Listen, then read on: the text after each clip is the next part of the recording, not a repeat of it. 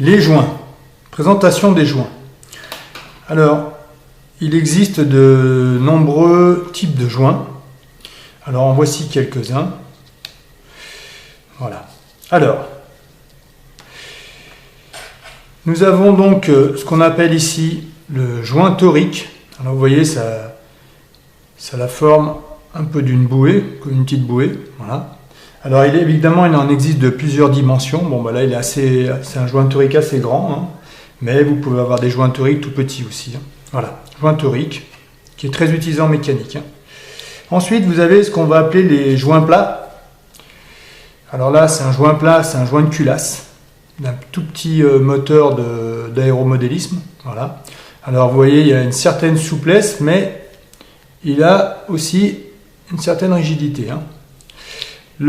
Pour revenir sur le joint torique, on voit qu'il est très souple. En fait, il est fait d'une substance, d'une matière qui est un genre de caoutchouc. Voilà. Vous avez ensuite une autre rondelle joint. Voilà. Vous avez par exemple ici, ça c'est un joint c'est un genre de mousse qui sert pour les toilettes, pour les chasses d'eau.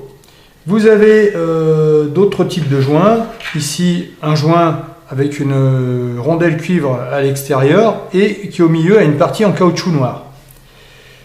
Vous avez ce qu'on va appeler les joints à lèvres. Alors ici, en fait, ça fait des petites lèvres sur lesquelles ça va venir frotter. On va venir frotter sur une surface. C'est utilisé aussi. Bon, on en trouve de partout des joints. Ici, on a aussi un joint en bout de seringue, là, voilà, qui permet, on entend bien le bruit de ventouse. Hein, donc, on a bien l'étanchéité qu'on veut rechercher. Vous en utilisez aussi, vous utilisez des joints tous les jours sans vous en rendre compte. En fait, un bouchon de bouteille, c'est ni plus ni moins qu'un joint.